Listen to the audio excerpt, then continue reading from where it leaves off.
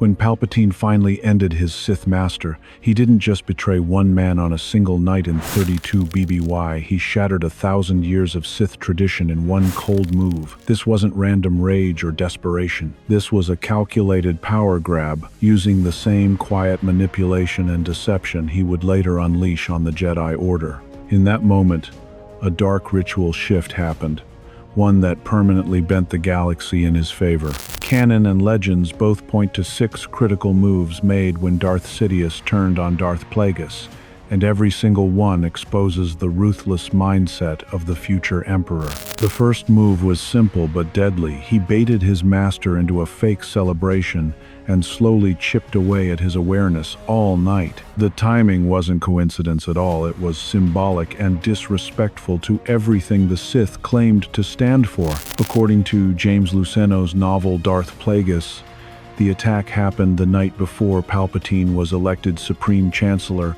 of the Galactic Republic in 32 BBY.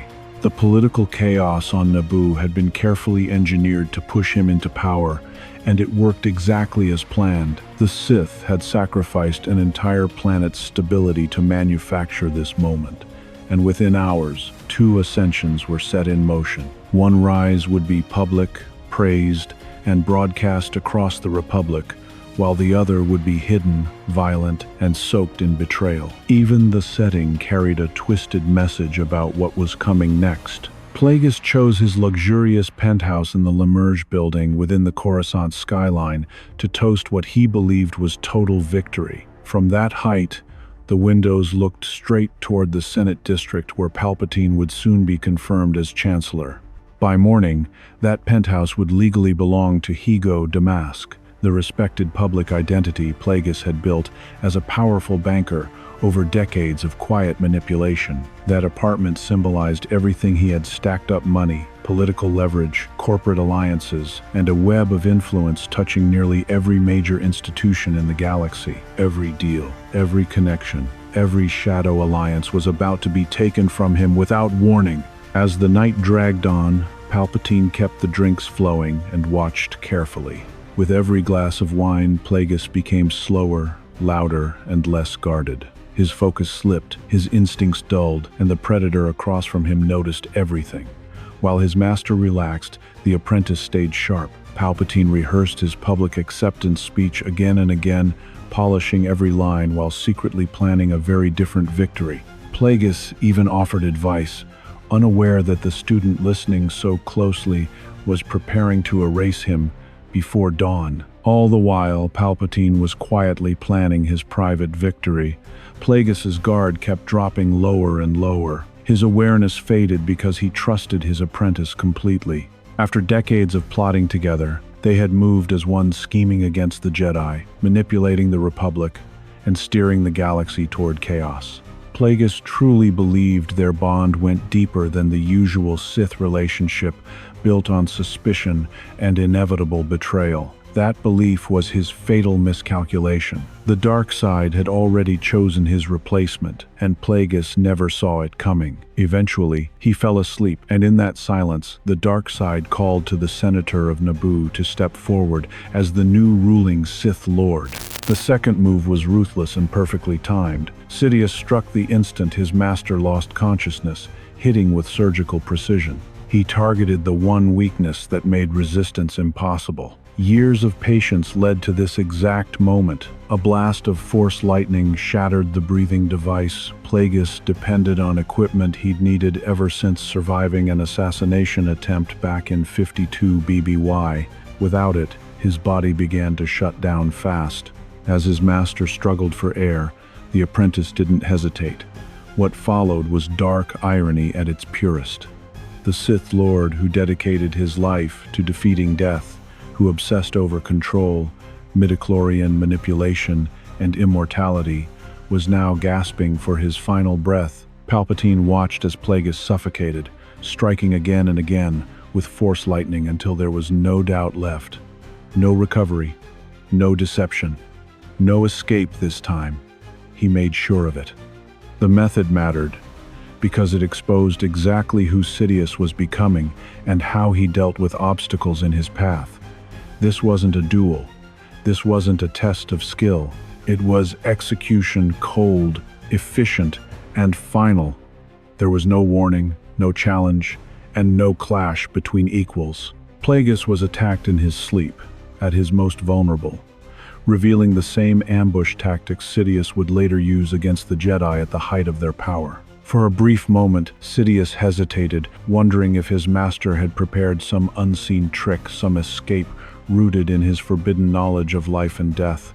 But the truth was cruel. According to Darth Plagueis, the Force itself had turned away from Plagueis. His experiments and attempts to dominate life had pushed him too far. By treating the dark side like a science project instead of a living power, he severed his own connection and paid for it in silence. Plagueis was already carrying serious physical limits long before that night, and those old injuries finally caught up with him. The attackers who targeted him decades earlier left lasting damage, forcing him to rely on the breathing device that Sidious destroyed with his very first strike. Even if Plagueis had woken up sooner, his body wasn't built for a sudden fight anymore. He was weakened, slowed, and vulnerable in ways a ruthless, fully prepared attacker could exploit without mercy. Sidious knew this, and he planned around it perfectly. The third move was psychological, and it cut just as deep as the lightning. As Plagueis struggled for air, Sidious unleashed a brutal speech that exposed years of buried anger and manipulation. With cold honesty, he tore apart their entire history together, calling his master a useless relic and accusing him of holding power just to control others. Every word landed, while Plagueis lay helpless, forced to hear the truth as Sidious saw it. This wasn't just rage, it was a release of everything he'd bottled up for decades. Sidious reminded him of how it all started. It was Hego Damask, known to the galaxy as Darth Plagueis, who came to Naboo to exploit its resources and pull larger forces into position. It was Plagueis who targeted a young politician, shaped his worldview, and pushed him through personal tragedies that hardened him emotionally and isolated him completely. The apprentice accused his master of guiding him down a dark path on purpose, sharing just enough knowledge to hook him, while withholding the most powerful secrets to keep control. The accusations didn't stop there. Sidious brought up every humiliation, every harsh lesson, and every moment where Plagueis reminded him who held the leash. Whether all of it was fair or not didn't matter anymore. In Sidious's mind, the entire relationship had been about domination, and now the roles were reversed. Still, even in betrayal, Sidious acknowledged something important: he wouldn't have reached the edge of ultimate power without his master's influence. Plagueis's public identity opened doors the senator of Naboo never could alone. The banking clans, corporate giants, and powerful alliances across the galaxy came from networks Plagueis built over decades. Sidious admitted he used all of it, every contact, every resource, every political favor, before tossing his master aside.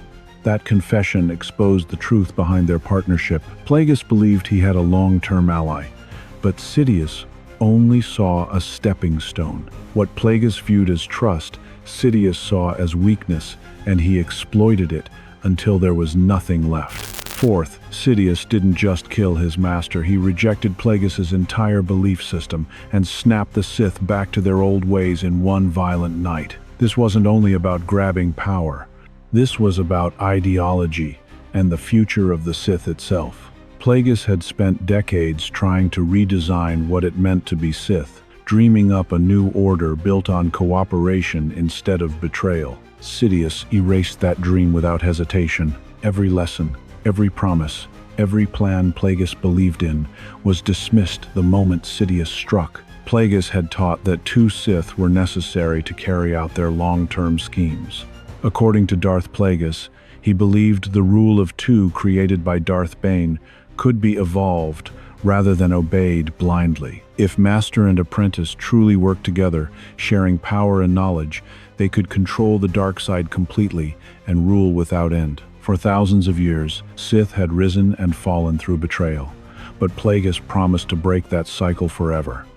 He believed the future of the Sith meant stability, unity, and permanent dominance.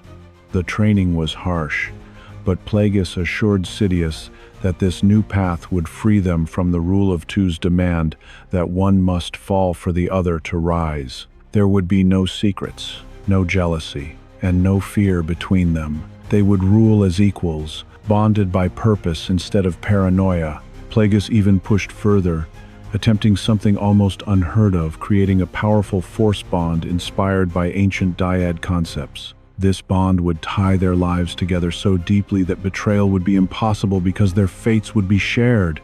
But Plagueis failed, and that failure changed everything.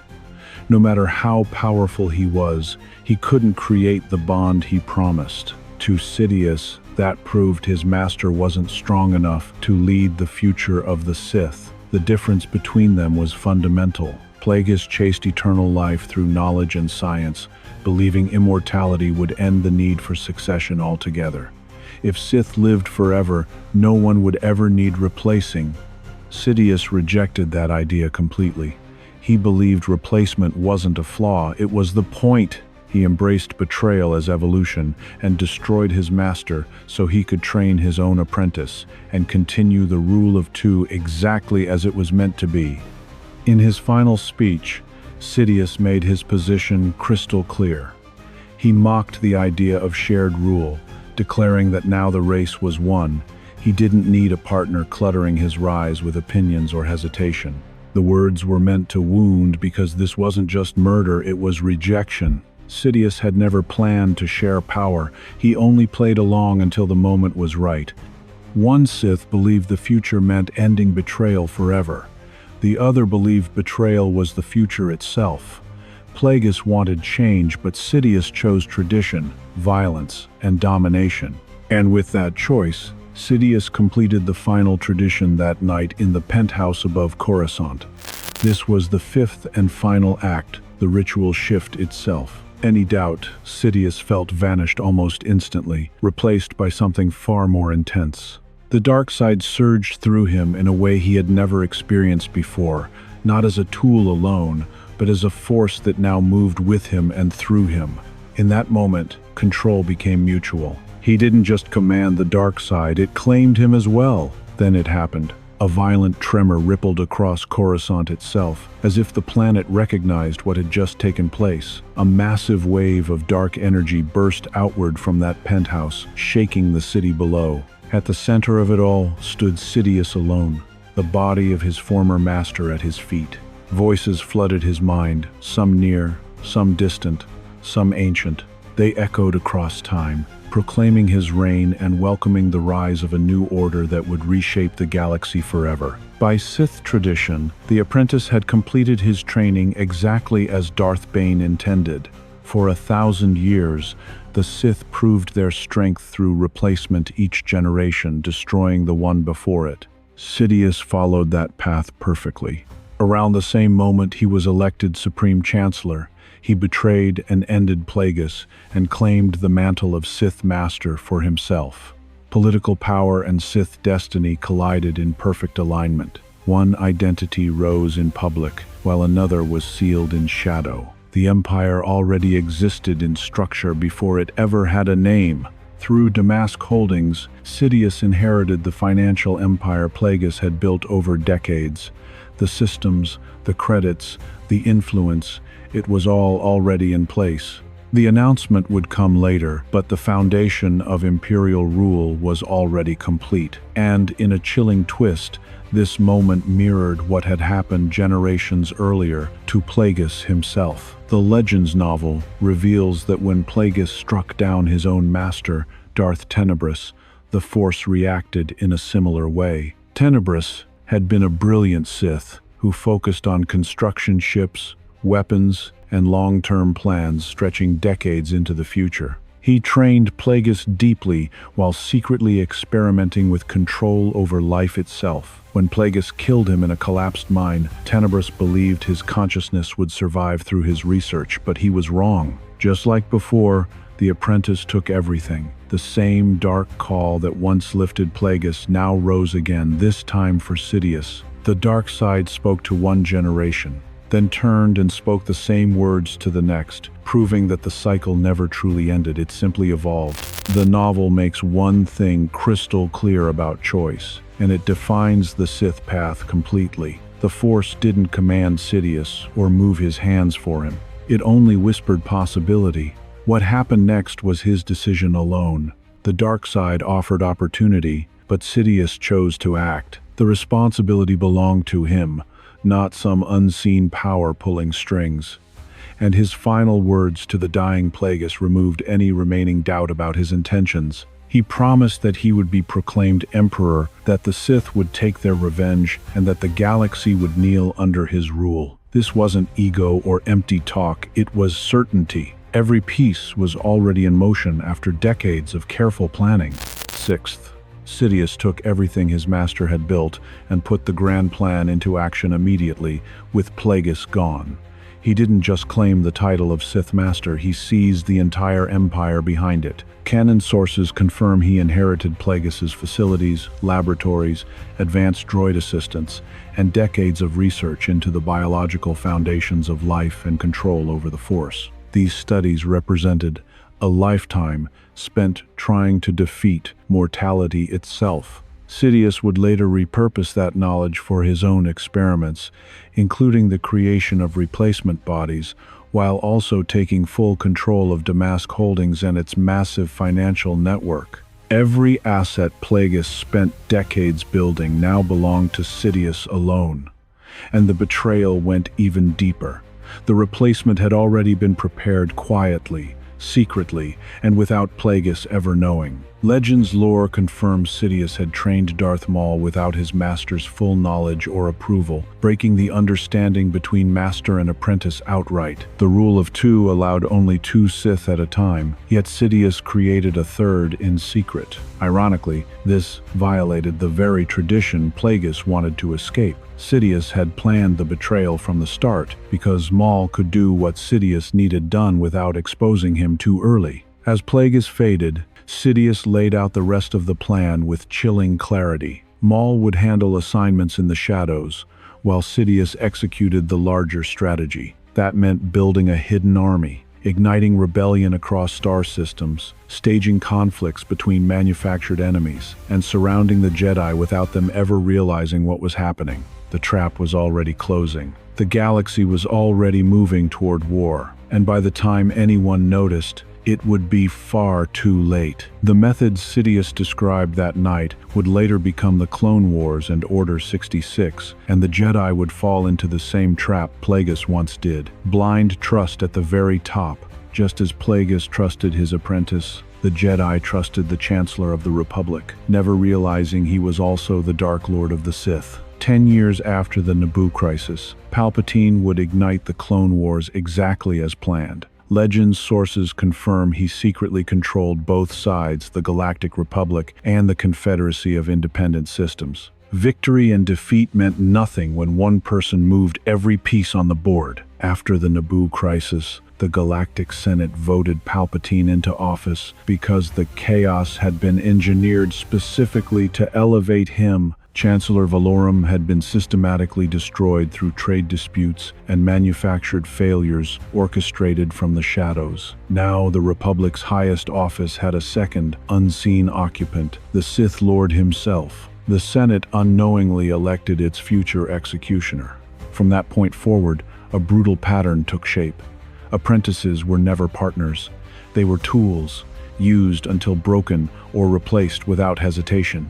Plagueis learned this lesson first and learned it last. That same lesson would be enforced again and again. When Count Dooku became expendable, Sidious ordered his end through Anakin Skywalker without a second thought. Later, he made sure Darth Vader understood the rules just as clearly. Apprentices were never equals, never fully trusted, and never safe. Sidious kept Vader isolated, uncertain, and desperate for approval.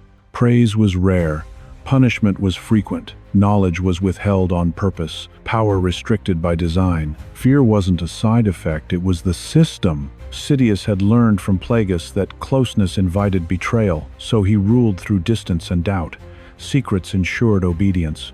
Hunger for recognition ensured loyalty. Every apprentice knew their ambitions mattered less than his plans. This strategy defined decades of Sidious's rule, guaranteeing that no one ever felt secure enough to challenge him directly. His apprentices were not successors, they were disposable instruments in an endless pursuit of power. The central irony of Plagueis's downfall is stated plainly in canon. He could save others from death, yet he could not save himself. Despite mastering the ability to influence life itself, his knowledge failed him when his own end arrived. He feared losing his power more than anything, and that fear became prophecy. In the end, everything he built collapsed in a single night. The Empire was born right there in that penthouse, even though the galaxy wouldn't realize it until much later. For more than a decade after Plagueis was gone, Sidious stood alone as the sole Dark Lord of the Sith. Legends confirm there was no rival, no partner, and no limit left to restrain him. The chaos was over. The vision was singular. One Sith, one plan, one clear road toward total galactic control. Plagueis's body was never found. No investigation was opened, and no official record of his end ever existed. Ego Damask simply vanished from galactic life. His allies assumed he had retired, disappeared, or moved on quietly. The banking clan continued under new leadership, never realizing their founder had been erased by his own apprentice. Sidious didn't just defeat his master, he deleted him from history as if Plagueis had never existed at all. The tremor that shook Coruscant marked something the galaxy couldn't yet comprehend. The voices from ages past celebrated because the Sith had waited 1,000 years for this moment. By morning, the senator from Naboo would stand before the Republic as its new chancellor, but the real coronation had already happened alone in a penthouse over the body of the final obstacle to absolute power. These 6 actions reveal Palpatine at his most dangerous patient, ruthless, and unstoppable. In the next video, we break down how Darth Plagueis indirectly caused his own downfall, and how Palpatine used that stolen power to become feared and hated by every ancient Sith who came before him. If you enjoyed this breakdown, make sure to like, subscribe, and share this video with other Star Wars fans who love deep lore and dark truths. And as always, I'll see you on the next one.